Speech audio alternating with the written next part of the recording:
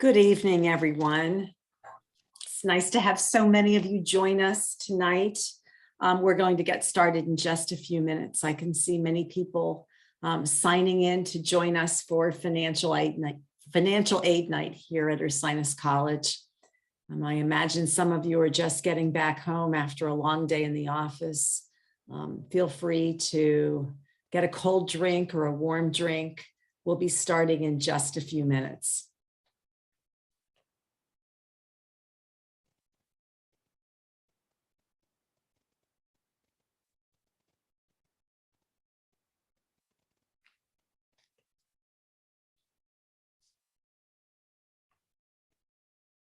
Well, thank you for joining us. My name is Diane Greenwood, and I'm the Director of Admission here at Ursinus College. And we are so happy to have all of you with us tonight virtually. Tonight is an opportunity for you to hear so much about the financial aid process at Ursinus College. Our goal tonight is really to demystify everything related to financial aid. We're going to talk about applying for financial aid, the timelines, everything related to the financial aid process, and you'll have an opportunity to ask questions.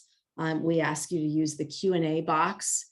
We will reserve time at the end of the next hour to answer those questions for you. As we get started this evening, I'd like to turn things over to my awesome colleague, Aisling Suppin. Aisling. Thank you so much, Diane. I just want to make a quick note that we are recording this session. And as Diane mentioned, thank you all so much for being here tonight. Brief overview of the topics we'll be covering are the General Financial Aid Awards. So you'll get a really in-depth look at the different types of awards that are out there at Ursinus. Then we'll jump into how to apply for that aid, the timeline of things you can expect to see, some financing options, which is a little bit further down the line, but just want to give you an idea again of what's out there. Special circumstances, we'll do a quick FAQ, and then we'll jump into the question and answer session.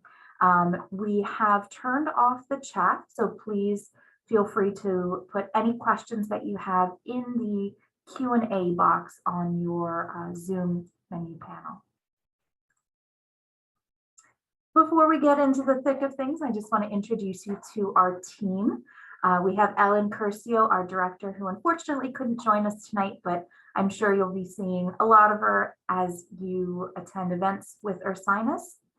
We also have Jesse Randall, Dawn Rhodes, and Barbara Tyson, also not here this evening, but you will definitely get to know all of us. And then myself and Alex Kesselman. Alex will be presenting the latter half of this presentation, so you'll get to chat with him in just a few minutes. So let's talk about the different financial aid awards that are available to Ursinus College students.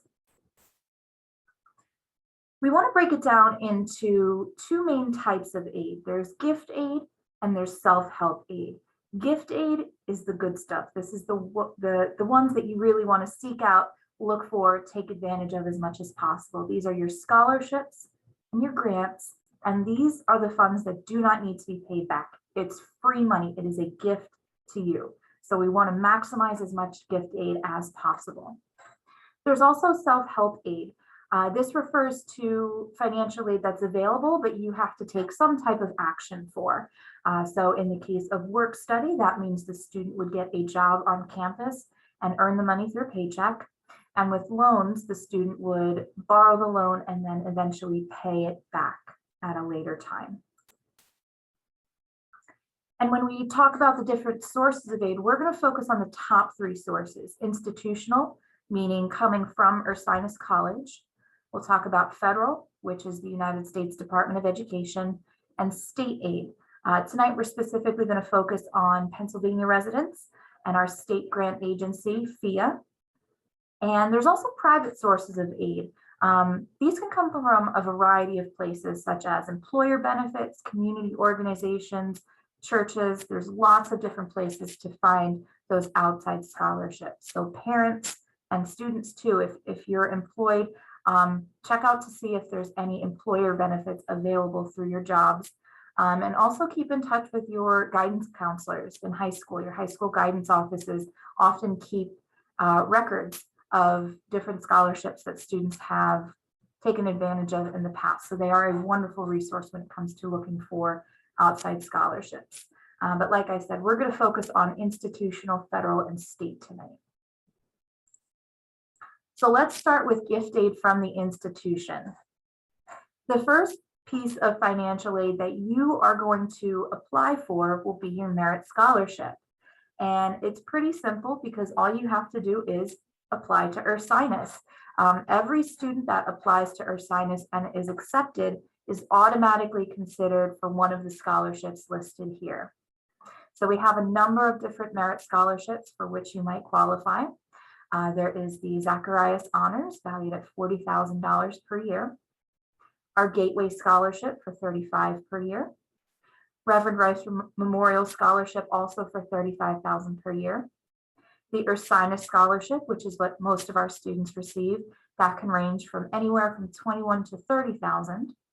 And Phi Theta Kappa for our transfer students, if any transfer students are in attendance this evening. If you are a member of the Phi Theta Kappa Honor Society, you can earn up to $30,000 per year through this merit scholarship. So everyone that's accepted will be considered for one of these scholarships. And we'll talk a little bit more about the timeline. And your admission counselor can also work with you on what merit scholarship you may be looking to receive and how to potentially get some higher scholarships and additional ones. So we will turn it back over to Diane for a moment here. Diane's going to talk about specialty scholarships that are available in addition to those merit scholarships. Diane?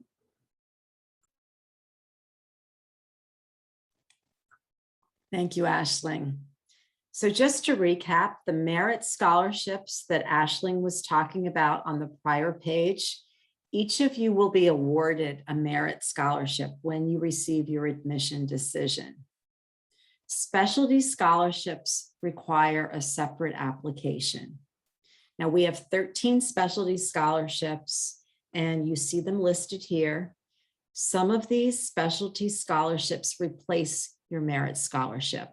So the first 4, creative writing, performing arts and dance, performing arts and music, and performing arts and theater. Each of those specialty scholarships is worth $40,000. So that will replace your merit scholarship if you're awarded that. Again, there is an application process. All of the scholarships below the performing arts, ranging from ABLE, which are $10,000 a year, all the way down to Bonner Leaders, which are $5,000 a year.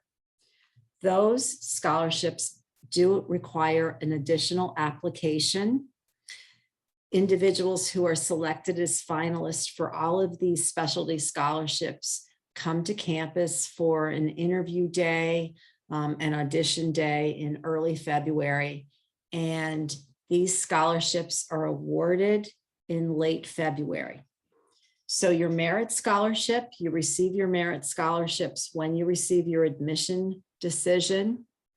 Later in the cycle, if you apply and are selected for a specialty scholarship, these either replace the merit scholarship or are added to the merit scholarship.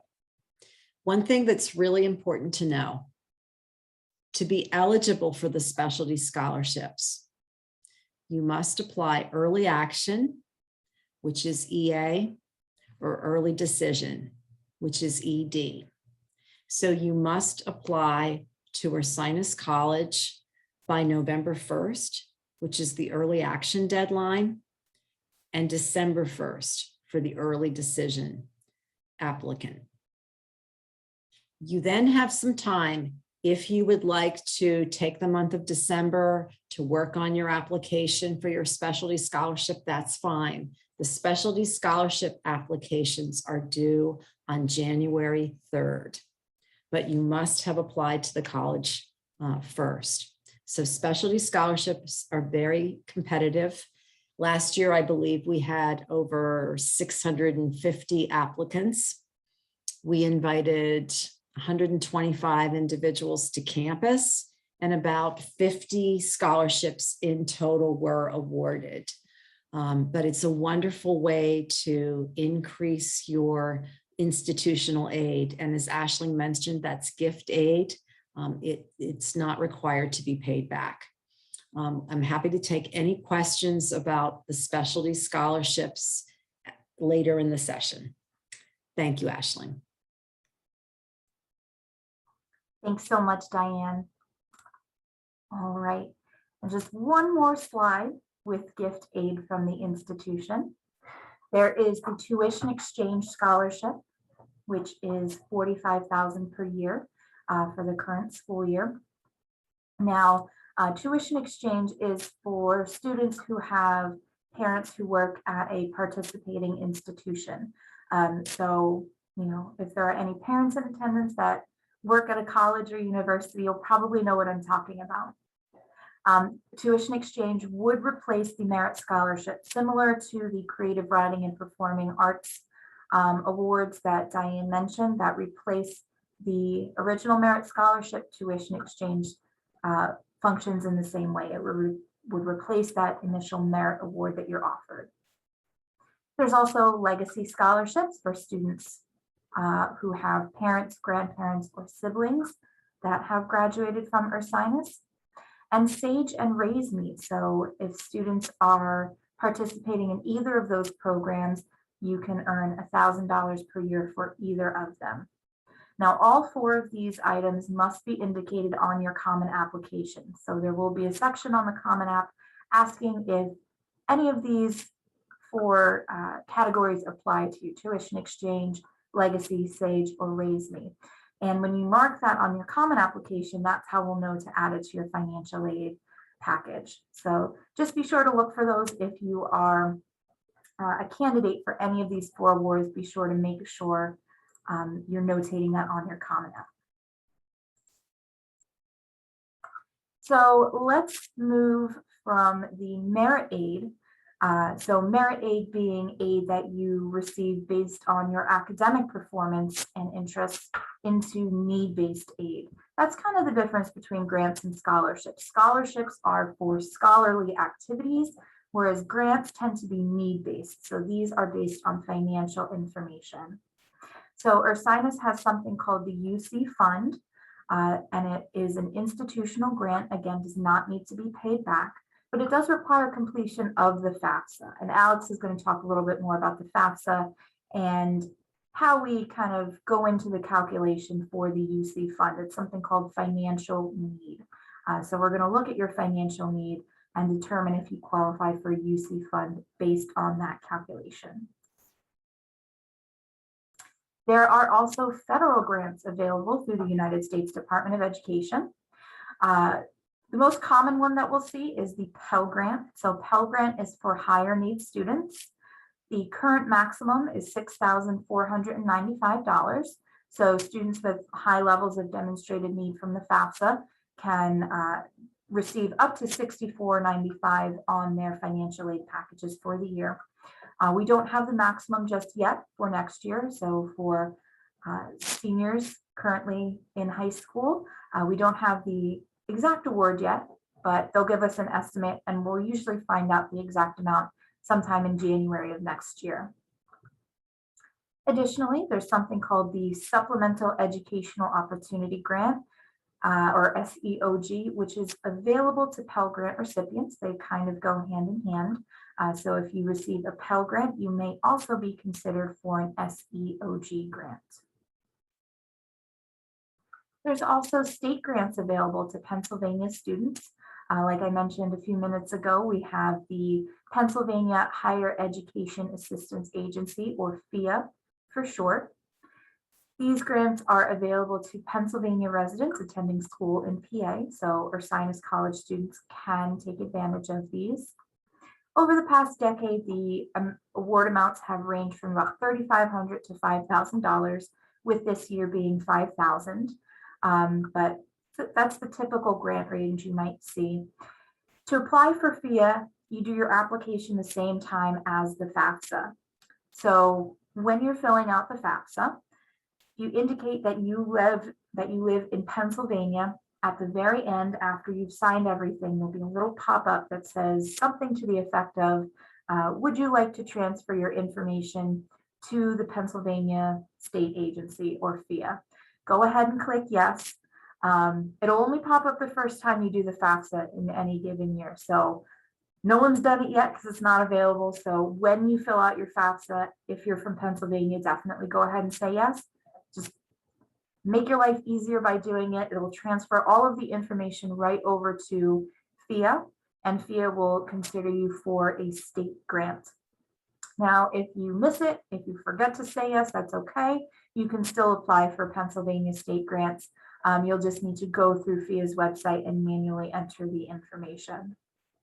There is a May 1st deadline for grants from the Pennsylvania State Agency, so not quite applicable this year. You guys are going to be working on your FAFSA throughout the fall, so you can get your financial aid information from the schools you're applying to. But in future years, it's good to keep in mind that there is the May 1st deadline. They're very strict about their May 1st deadline. So if you don't have your FAFSA in by May 1st, you will not be considered. Students from other states outside of Pennsylvania, you can check with your state's higher education agency about their grant policies.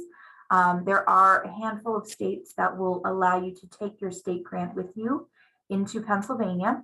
A couple off the top of my head are Delaware, Vermont, Massachusetts, and Tennessee. Those are 4 of the state grants that we've been working with in the past couple years.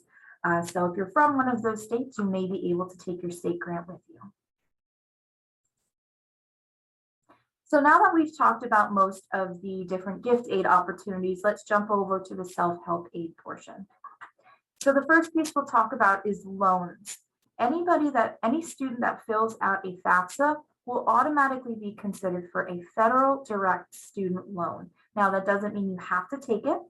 We're just going to put it on your financial aid package to show you that it is an available resource. There is no additional cosigner or credit check needed to utilize this federal direct loan, just the FAFSA and a few forms afterwards if you decide you're going to use it. The loans are determined by the student's grade level. First-year students can borrow up to $5,500 through this program, and up to $3,500 of this can be subsidized, which means the government is paying the interest while you're in school. So there is no interest on the subsidized loan while the student is in school. So for a freshman student that has full subsidy, they would see a $3,500 subsidized loan and a $2,000 unsubsidized loan. Now, not everyone will see those exact amounts, but when you fill out the FAFSA and get your award letter, all of your loans, or all of your direct loans rather, will likely total up to $5,500 as a first-year student. One of the other reasons that we recommend using this loan if you're looking for loans to finance your education is because they tend to have very low interest rates compared to private sources. The current interest rate this year is 3.73%. So any parents out there that have their own student loans or maybe credit cards or other types of loans, you'll know that 3.73 is pretty low. So if you're looking for a loan, you would want to take advantage of that low rate. There is a loan fee of just over 1% that the Department of Education will withhold when dispersing the loan, which means if you borrow $1,000, $990 will get sent to Ursinus, $10 will be held back as a fee from the Department of Education. So we just want to make you aware of that. The principal on the loan is deferred until 6 months after graduation or separation from the college. So as long as the student is enrolled for at least 6 credits, there are no payments due on the loan. Typically, for a student graduating in May, they would go into repayment usually November or December of that same year. So there's a 6-month grace period and no payments are due while the student is in school. For the upcoming 22-23 school year, we will have the interest rates and fees no later than July 1st of 2022. And finally, we'll talk about work study. So as I mentioned towards the beginning of the presentation, work study allows the student to get a job on campus and earn a paycheck. It's what we call indirect aid. So this means that it is a source of financial aid, but we do not deduct it directly from your bill. That's because the student is earning a paycheck. And it's up to the student to determine how to use that paycheck, whether it's for making those tuition payments or perhaps paying for other expenses relating to their college education, like textbooks or class supplies, or even if they need some brain food and want to go out for pizza one night. They can use their work study paycheck however they need to. For students that are interested in applying for campus work study positions, they can visit Handshake, which is available to all Ursinus College students. It's where students can find work study, internships, outside jobs. A number of different opportunities are available through our Handshake. And just want to make a note that work study, just like the loans, are not mandatory. There is no piece of self-help aid that you have to use. Again, we just want to make you aware of the different opportunities that are available. So you will likely see work study if you qualify and those direct loans on your financial aid package if you submit your FAFSA. So now that we've talked about all of the different types of aid that you can receive through Ursinus, I'm going to turn the presentation over to Alex, and he'll tell you a little bit more about how to go about applying for this aid and also what to expect after you submit those applications. Alex? Thank you so much, Aisling. Hi, everybody. I hope you're having a great evening, and I hope the weather is not too bad where you're at. So let's take a look at how we apply for the aid that Aisling just reviewed. You're going to want to start off with the FSA ID, which is the Federal Student Aid Identification. You will create this on fsaid.ed.gov. You'll need to create one ID for the student and then an ID for at least one parent. This is very important because you're going to be using these IDs before, during, and after college enrollment. So I would write them down and keep them secure and on hand at any point. They also act as an electronic signature, and they will allow you to have access to all federal aid websites. You never know when those are going to come up that you need to visit them. The FAFSA, that is the free application for federal student aid. Now, this is the important part. I like to think that it all revolves around the FAFSA.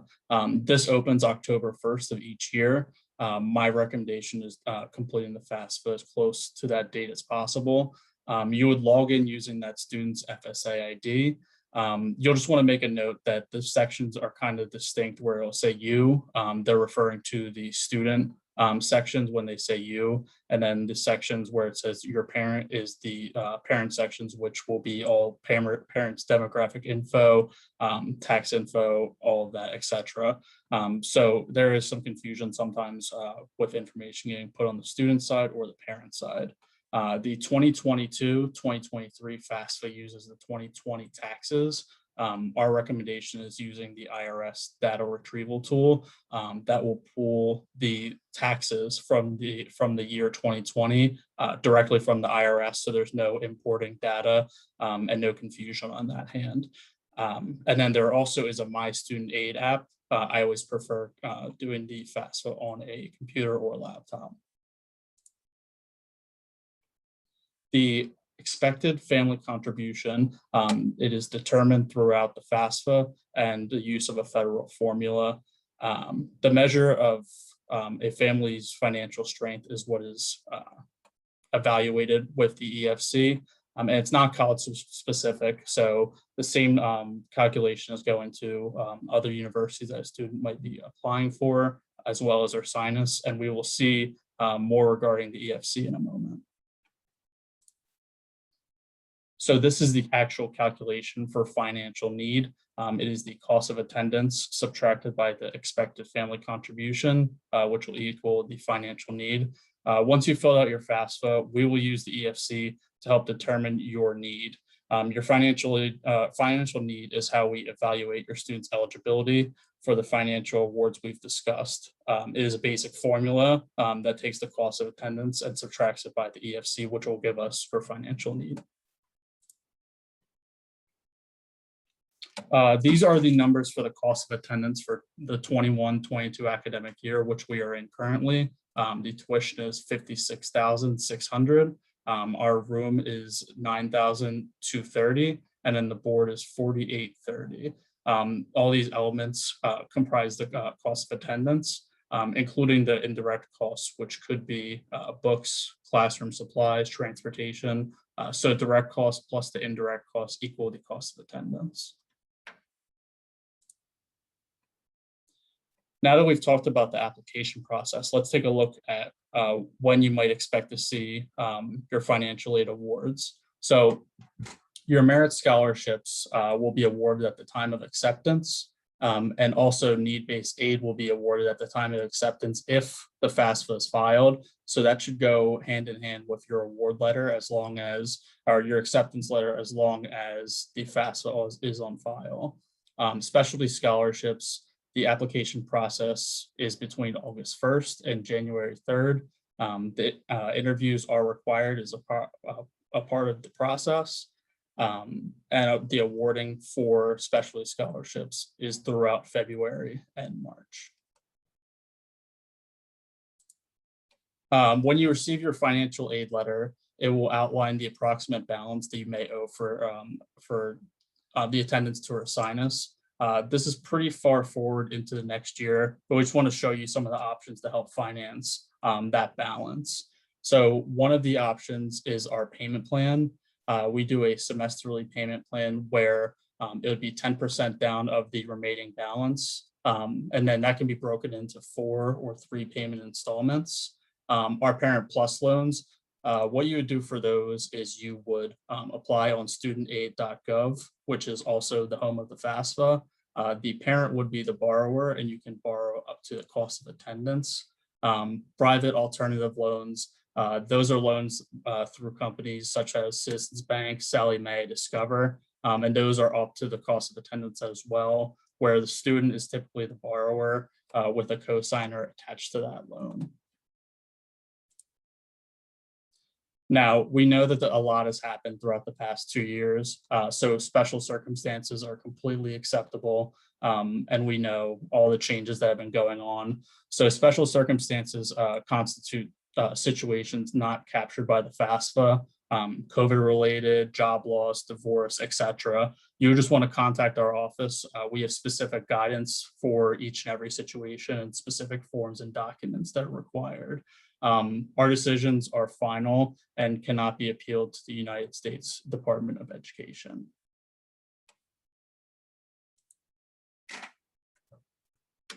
Okay. My favorite part of the night. So we have a quick FAQ slide here. These are questions that we get really frequently. Just about every financial aid night I've ever done, we've gotten these questions. So we're going to get them out of the way real quick.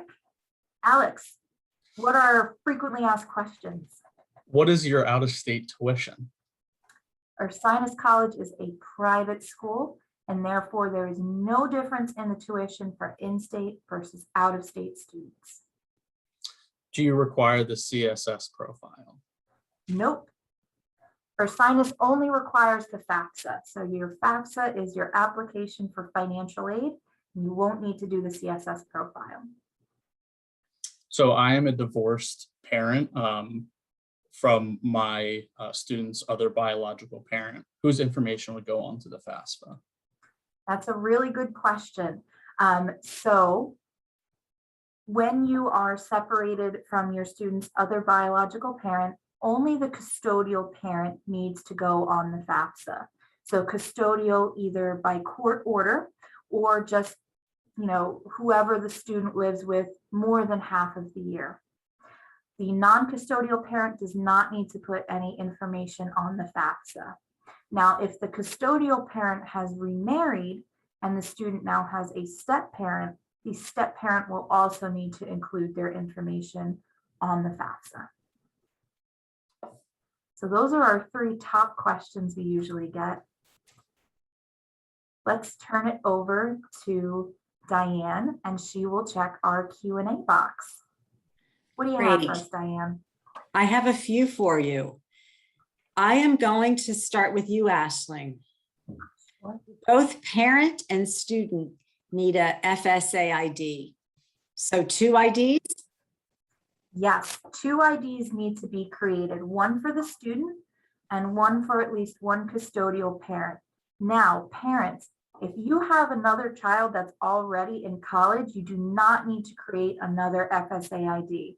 Your FSA ID is linked to your social security number, so you only get one. You can't do what my mom does with her email addresses and make a new one every time she forgets the password. Got to remember your FSA ID username and password. Great. Thanks, Aisling. Another question that's for either you, Aisling, or Alex. Does it matter how soon after October 1st an individual completes the FAFSA?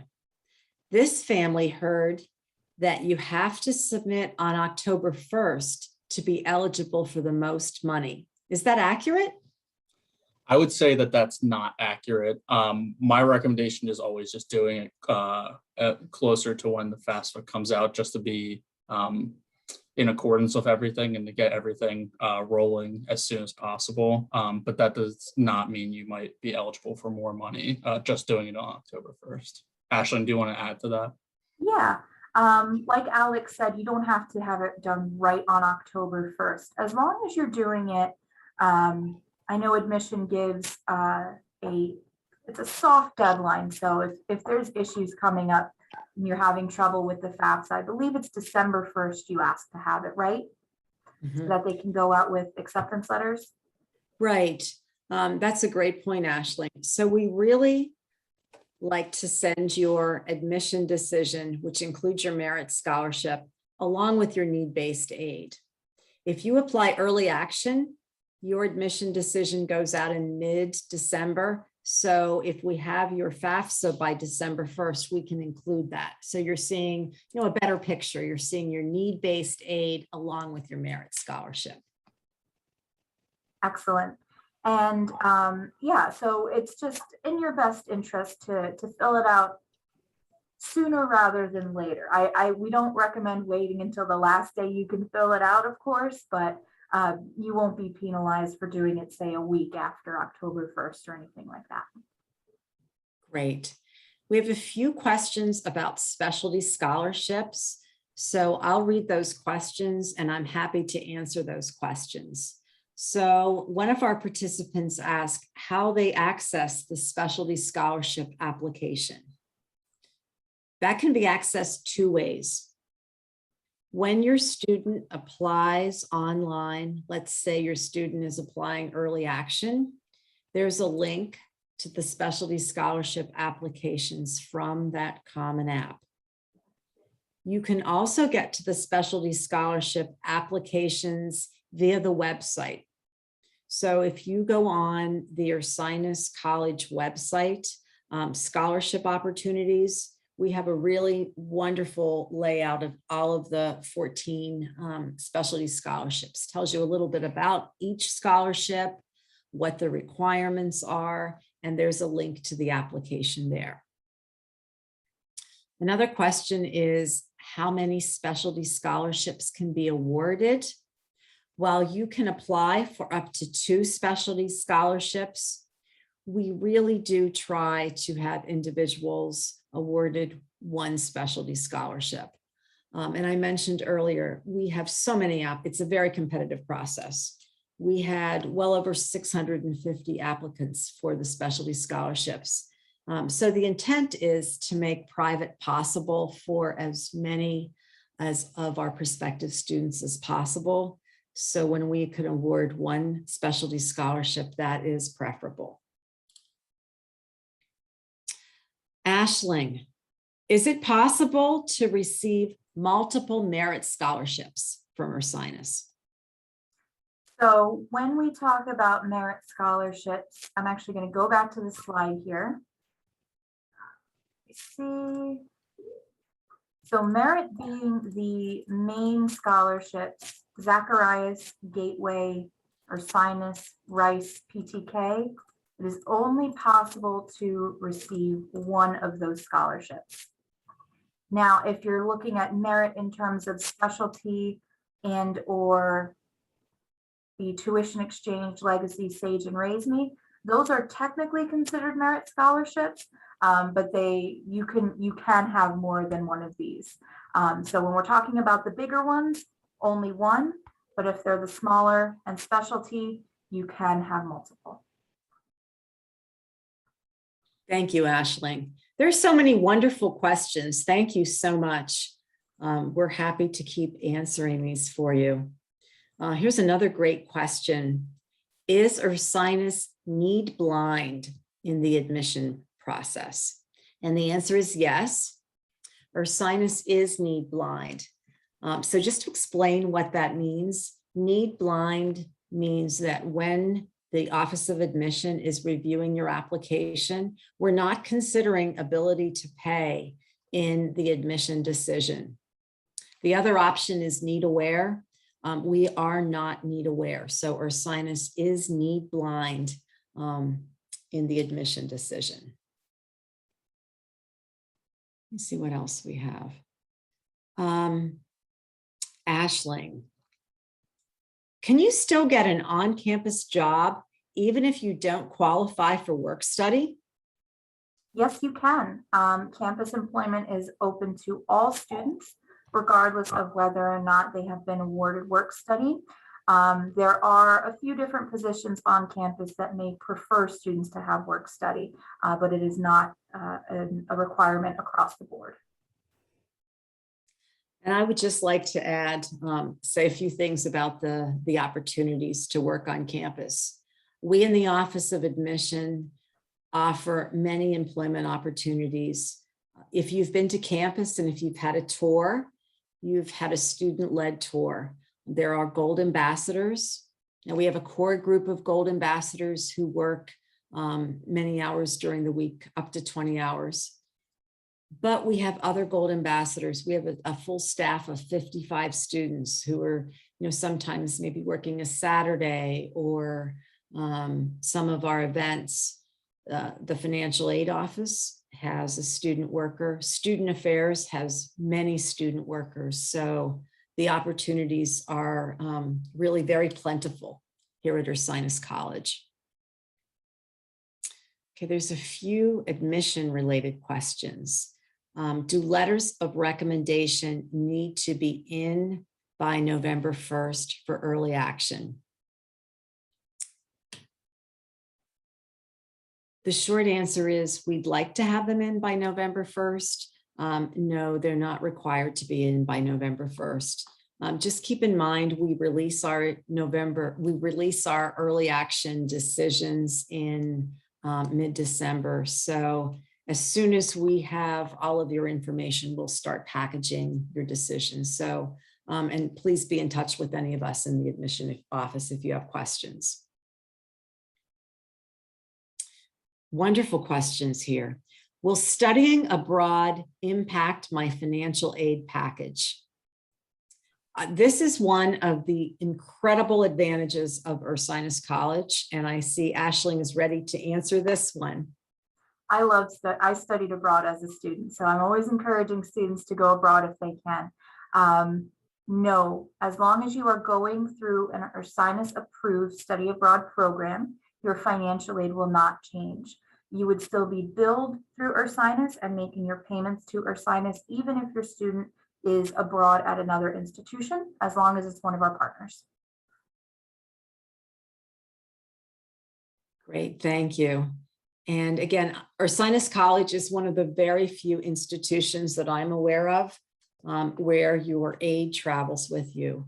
We do try to make private possible and try to offer as many opportunities for our students. So our students are encouraged to study abroad. We have another question about specialty scholarships, one of my favorite topics. If we don't choose a specialty scholarship on the Common App, can we still apply before January 1st? Absolutely. The important deadlines to know are apply early action before November 1st, get that application in, and then you have some time. You have some time to think about what you might be interested in doing, time to research the specialty scholarships and make a choice that works for you.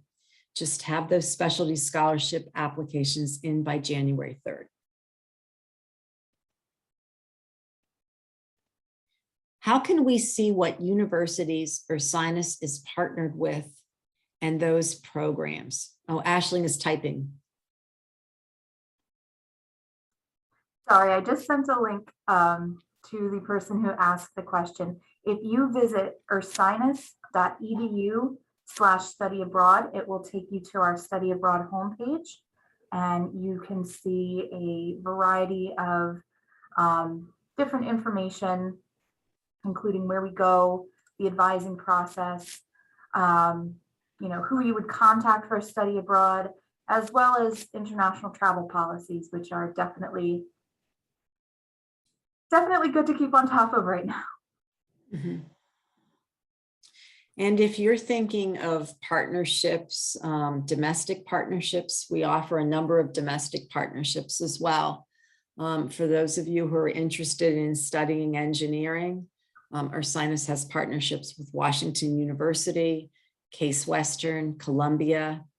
We offer a number of graduate programs, partnerships with Villanova University, University of the Sciences, and other schools. And, as Aisling said, this is all available on the website.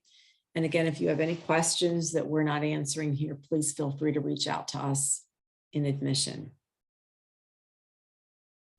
Okay, does Ursinus meet 100% of demonstrated need?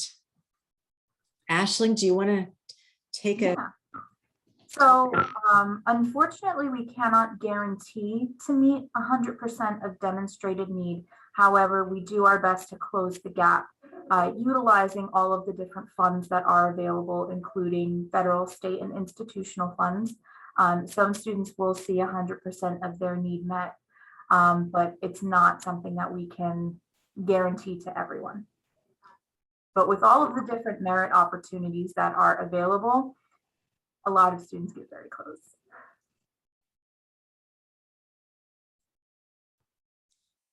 Okay. I think we have answered all of your questions. I don't see any open questions. Again, keep in touch. The information that you have on the slide now is about the financial aid office. Aisling, Alex, and the remainder of our awesome financial aid team, financial services team would be happy to be in touch with you. I do want to say that customer service is incredible.